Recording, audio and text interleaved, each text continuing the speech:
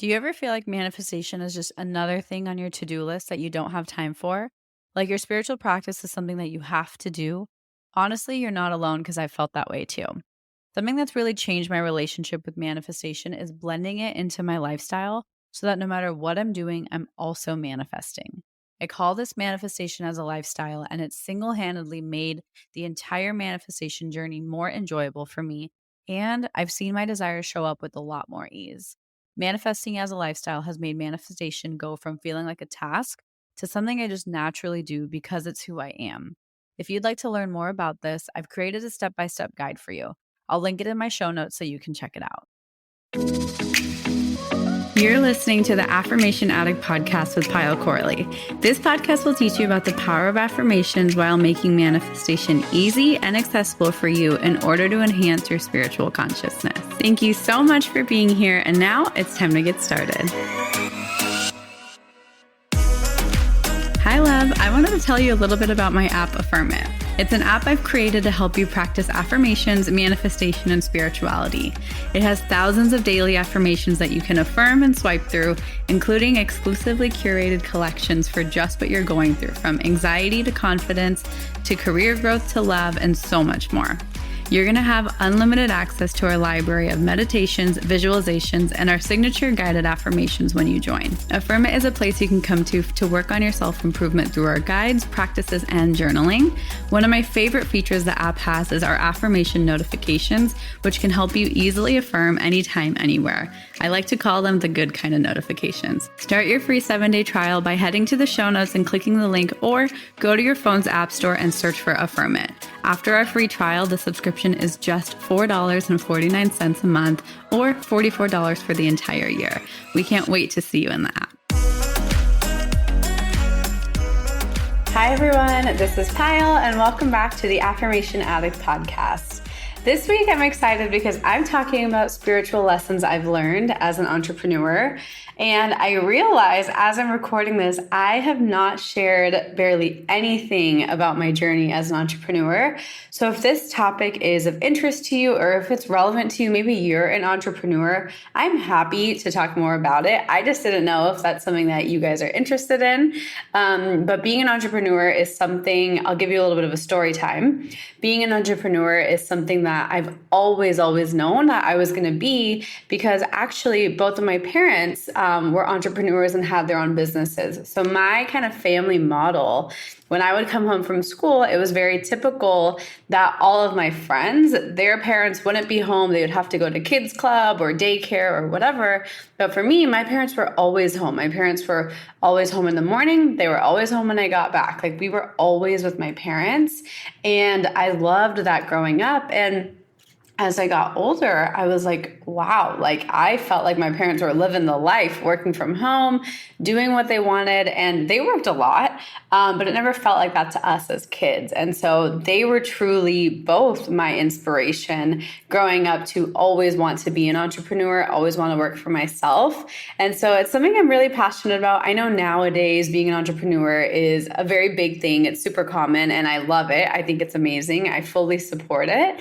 But yeah, just a little bit about my story with why I really wanted to become one. And I don't know if you've known this, but for me, my dream before Affirmation Addict was always to create an Indian and American fusion clothing brand. And who knows, it might still happen. It's something I've always been passionate about.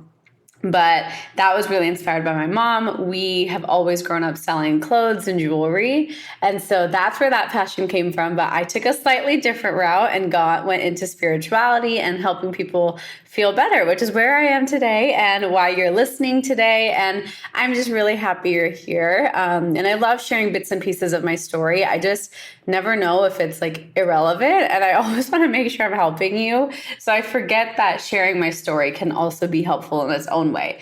So if hearing more about my story and my experiences growing up is ever inspiring or ever helpful, just DM me so I can actually create more of those types of podcasts for you. I'm always happy to do that. So, coming down to what today's episode is all about, which is spiritual lessons I've learned as an entrepreneur. I was having a conversation with my team just yesterday, actually. We were just checking in. We always do an energy check on our team calls. And I was like, how's everyone doing? And actually, one of the girls on my team was like, I'm having a day. And she's also a mom. And the kind of realization came to me where being a mom as well as being an entrepreneur, I think are two things that I'm aware of so far in my journey that really challenge you and put you on a inevitable journey of some sort of spirituality. I feel I've seen this for so many people in my life. I've seen this for so many people around me on Instagram, on social media, where those phases of either being an entrepreneur or becoming a mother, or maybe even a parent, I might be being gender biased, but becoming a parent, and I'm sure there's other kind of milestones and other pathways in life, but those two have always stuck out to me where I've noticed at one point or the other, you become a very spiritual person almost by you have to learn how to be uncomfortable, and you have to learn how to trust yourself when you have nothing to lean on except yourself. And so that's what it was like for me as an entrepreneur. I am not a mother, so I don't know what that's like. I'm just speaking from people in my life who shared that with me. So I have no idea, actually. If I become a mother, I will absolutely share all of my learnings with you, as I love to. But as an entrepreneur, I want to share three main things I've learned from a spiritual lens that being an entrepreneur really taught me and forced me to embody. So number one, and this is going really intense, really fast. As I'm reading my notes, I was like, wow, that's a great one. So if you are an entrepreneur, I say this with only love. I say this as nothing to scare you or discourage you, truly to just give you an insight as to what it's really like in the most empowering way. I say all of these things with love and with appreciation because I think my business has been the biggest spiritual growth for me personally. It's tested me in all the ways. It's made me uncomfortable in ways that I never wanted to be, but I'm better because of it. So for me, that's what entrepreneurship has been. And it might be different for some people. So point number one, finally, is my opinion. So these are my spiritual lessons. They might not apply to you. Is your business is a reflection of your deepest shadows as well as your greatest strengths. So what do I mean by that? I will give some examples that I've experienced from Instagram. I've experienced from other aspects of my business. Is your business is an energetic entity. Your business is an energetic component, an energetic extension of who you are. So I feel like we sometimes have this thing where people kind of put a facade on in their accomplishments or in their businesses. But what I've learned, honestly, is your business is going to be brutally honest with you as to where your energy is really at. It's like when people say kids will tell you really how it is. I feel like your business will also really tell you how it is. I think your business will always reflect some of the deepest shadows. Like for me, my deepest shadows were I was so scared to make money because I was so scared to be judged by people in my life who I know have judgments around people who make a lot of money. And to be honest, I get those comments. I get comments from my friends who are like, Pyle, you're too bougie. And I'm like, why is that a bad thing? And why am I not allowed to use my money in a way that works for me? And from family members, they're like, well, you live in the rich part of town. And it's like, that has nothing to do with my money. And it's not like, I think it's truly a choice and what works for me rather than it being a bad thing. So because I knew all of those things would come, I actually avoided, and I personally believe I put my own blocks to a point where my business was plateauing because I was consciously, I guess unconsciously now, holding myself back to growing because I was scared at what their next comments would be. I've made it this far. These are their current comments and I deal with them. But I was nervous around, okay, once I go to my next level, now what are they going to say? Are they not even going to want to be part of my life anymore? So I was kind of scared and holding myself back in my business through my own beliefs, my own conceptions, And my business reflected that for a while. My business was plateauing. It was at the same space. And I was like, okay, what's happening? So that was some shadow work I had to do. On the other hand, from a strength perspective, your business will automatically kind of lead you and force you into directions that truly enhance your strengths, and maybe strengths you didn't know you had. For me, for example, growing up, I was so scared of public speaking. I remember I was interning at PepsiCo in Chicago, and I had to give my final internship presentation, and I literally knew my stuff. I felt confident, but the moment I got up there in front of the entire room of execs, my voice was shaking so bad that I couldn't even get out a word. My voice was so shaky. I was so nervous. I was literally sweating, and it was the most embarrassing thing for me because I was like, wow, I knew what I was doing, but I was still so scared. And now here I am where my business is all about me showing up and talking and expressing myself and really putting myself out there, when 2-3 years ago, that made me so uncomfortable. And so I really feel like our business is such a great energy check and a great energetic expansion of who we are. And it requires us and really forces us in the best way to work through our shadows, but also helps you find your strengths, helps you enhance what you're really good at, and helps you navigate to what is your strength. Like for me, a big thing, and just being super transparent in my business, I always wanted my business to be scalable, right? I wanted my business to be scalable. I wanted me as Pyle not to always be the face of the brand. I wanted it not to have me. I wanted it to be kind of like a product you buy. I don't know, like a glass. Like you don't buy a glass because you buy a glass because you need it. So that's what my approach was. And saying it out loud, it sounds so silly, but that was really my approach. And I was like, wow, I really want my business to not be only around me, because I felt so selfish. I felt like that was so cocky and arrogant of me. But I realized when I showed up less, my business didn't do as well. When I showed up more, people were finding better results. People were actually wanting to learn. People were really motivated. And it forced me to get comfortable with the fact that I am an integral part of my business. And so just a super honest conversation here is what I want to have with you, is that it's so normal to have doubts. It's so normal to just doubt yourself and doubt the entire journey. And not only does that happen as an entrepreneur, or as my other example, as a parent, but I think that just happens in our day-to-day life. Like, how many times have you doubted yourself and you actually came out beyond what you were doubting?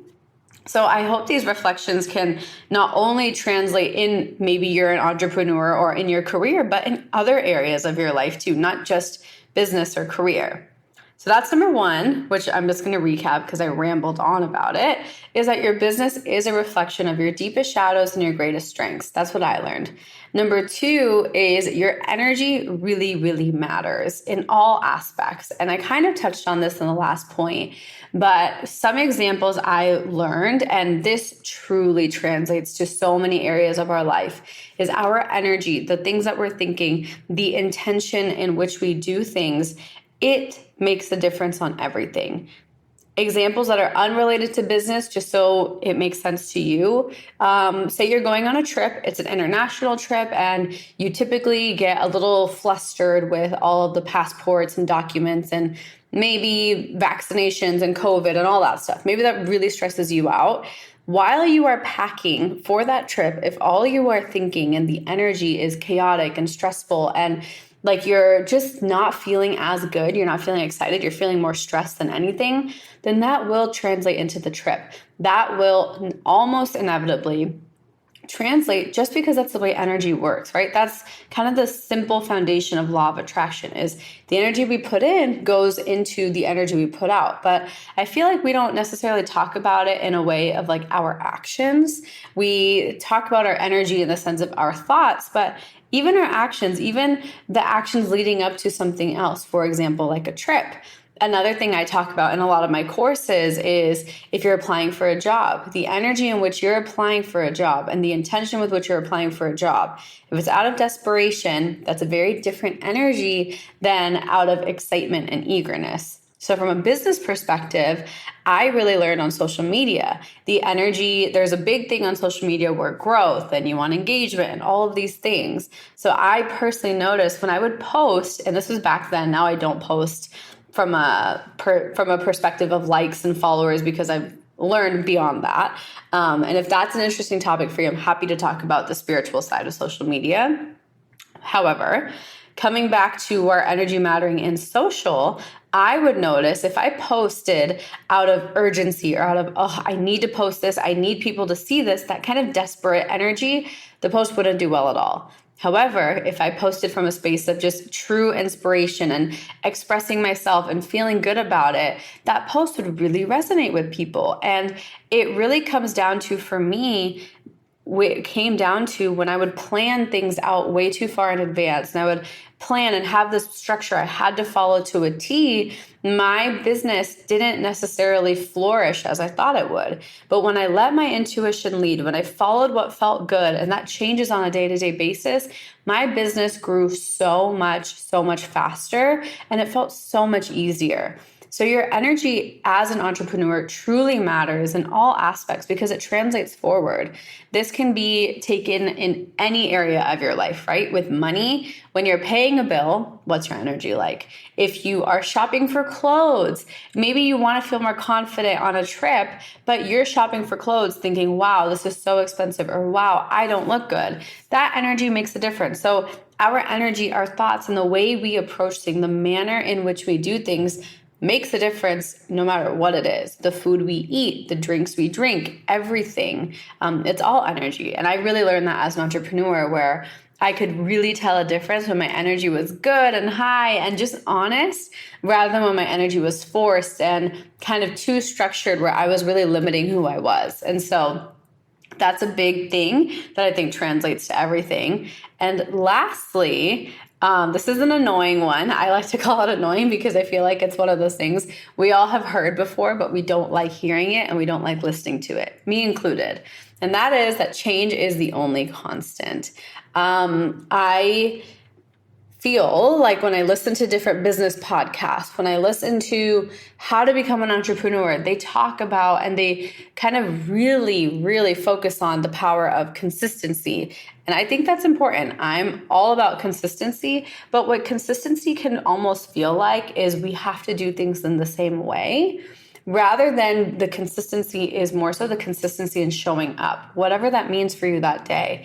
So consistency, I think, is beautiful, but I think the thing that is consistent is actually always changing, which is where I like to say change is the only constant, because I feel like when we have a business or we have anything, we love that predictability. We love knowing what's coming. We love planning. We love predicting. We love knowing. We love looking at the numbers, all of that.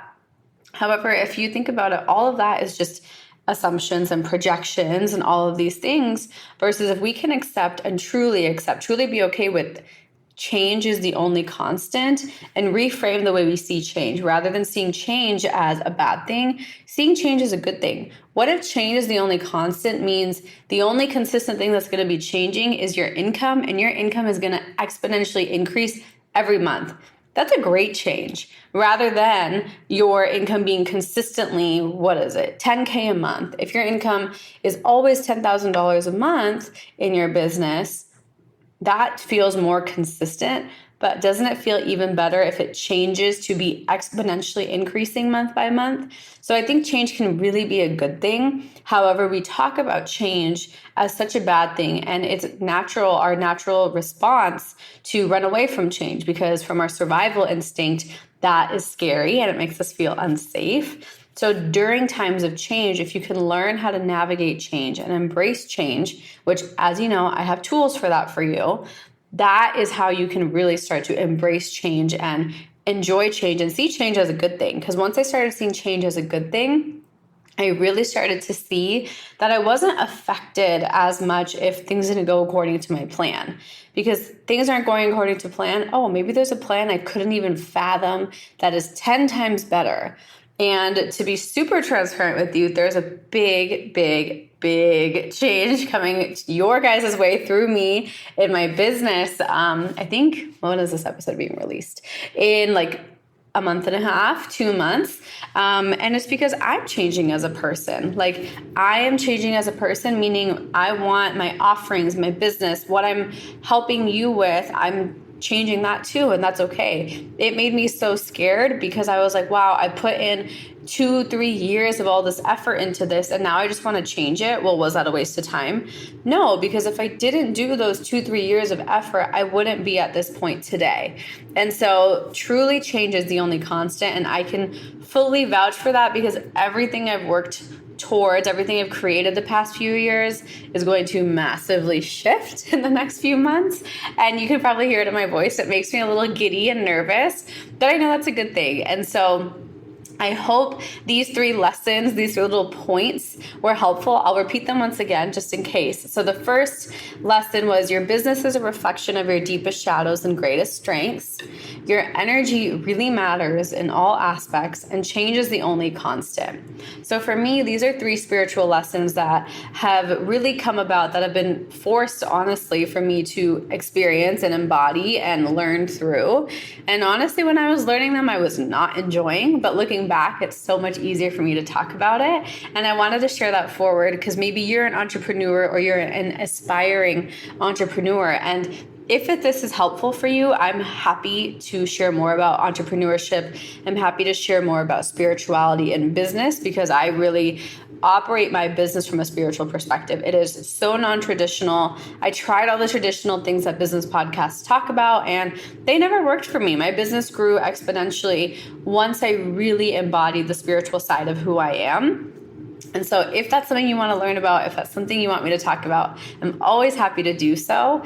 And lastly, in case you need some more support in your dream job with being an entrepreneur, I have tools for you inside of my app, Affirm It. I have those tools for you. So we have journaling prompts to uplevel your career, guided affirmations, guided meditations, all the good stuff. So if you want that support, head into the show notes. The links are all there for you.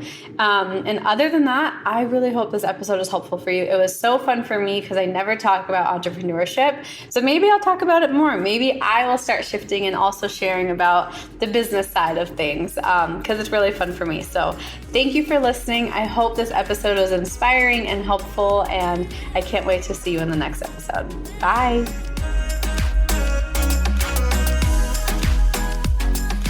Whether you're new to my community or you've been here for a while, I think it's really obvious that affirmations are very important to me. The reason they're so important to me is because affirmations have truly helped me manifest my dream job, my dream home, my dream business, my soulmate, and everything in between. And I truly feel like it's my duty to share that forward with you. I've created a totally free masterclass called Affirmations 101, where I teach you how to create your own affirmation practice using the same techniques I use to manifest everything I just talked about. It's absolutely free, so head to the show notes below and just click the link for Affirmations 101 and you can get started right away. I hope you enjoy, and I hope this helps you on your journey. Thank you from the bottom of my heart for listening, and I hope you enjoyed today's episode. If this episode resonated with you, it would mean the world to me if you could rate and review the podcast and share it on your social media so I know to keep creating episodes that are inspiring you to manifest. I'm so genuinely grateful for the time we shared today, and I'd love for you to join the community by following @AffirmationAddict on Instagram. To continue diving into spirituality and manifestation, head over to my website, affirmation-addict.com. Until next time, I'm sending you so much love and so much healing energy.